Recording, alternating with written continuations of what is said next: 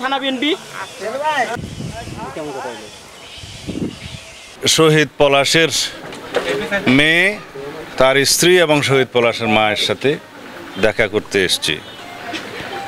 আমাদেরকে আমাদের নেতা বিএনপির মাননীয় ভারপ্রাপ্ত চেয়ারম্যান দেশনায়ক জনাব তারেক রহমান এবং দেশনেত্রী বেগম খালেদা জিয়া আমাদেরকে নির্দেশ দিয়েছেন এখানে শহীদ পলাশের পরিবারের সাথে দেখা করে যেন আমরা এই আশ্বাস এবং এই বার্তা প্রেরণ করি, সারা জীবন শহীদ পলাশের পরিবারের পাশে আমরা দল হিসেবে থাকব এবং জনাব তারেক রহমান এই পরিবারের এই শিশুর সারা জীবনের ব্যয়ভার, পড়াশোনা সব কিছুর দায়িত্ব নিয়েছেন এই বার্তা দেওয়ার জন্য।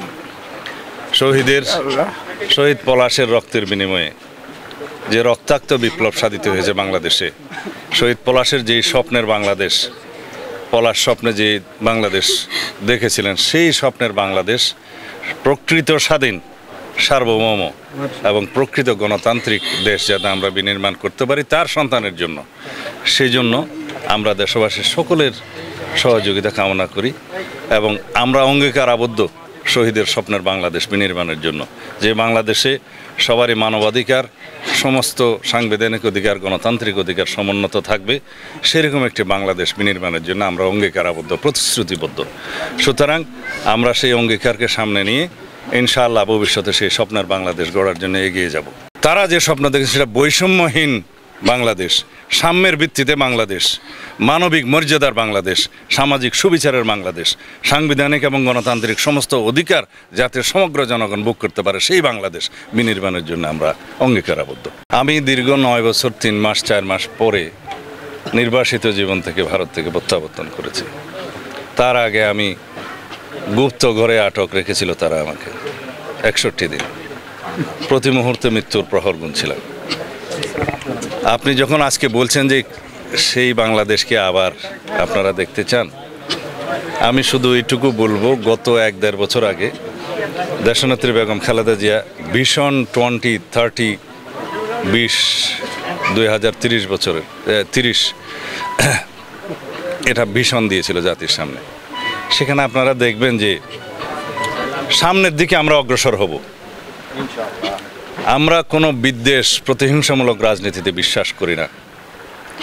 আপনি দেখবেন গত বছর জুন জুলাই মাসের দিকে আমরা বিএনপি এবং সমমনা দল এবং যারা ফ্যাসিবাদ বিরোধী গণতান্ত্রিক আন্দোলনে সামিল ছিলেন সমস্ত গণতান্ত্রিক রাজনৈতিক শক্তি এবং দলের সাথে বসে আমরা একটা 31 দফা প্রণয়ন করেছি, এটা জাতির সামনে আমরা প্রদান করেছি।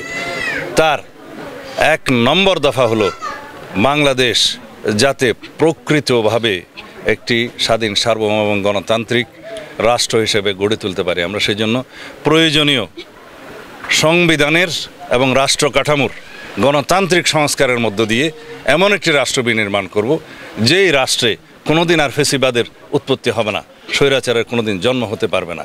প্রকৃতপক্ষে সংসদই হবে জনগণের সমস্ত কর্মকাণ্ডের মূলবিন্দু। সেই অঙ্গীকার আমাদের আছে।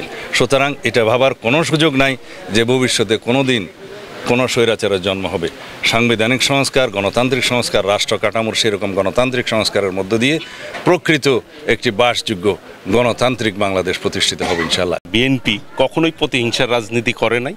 এই ছাত্র যুবকের রক্তের মধ্য দিয়েই বাংলাদেশে, আমি মনে করি ফ্যাসিবাদের পতনের মধ্য দিয়েই এই দেশে প্রতিহিংসার রাজনীতি আর কোনো স্থান বাংলাদেশে হবে না ইনশাআল্লাহ। তার মেয়ে যেন সেই স্বপ্নের বাংলাদেশে সুন্দরভাবে, স্বাধীনভাবে বাঁচতে পারে, সেজন্য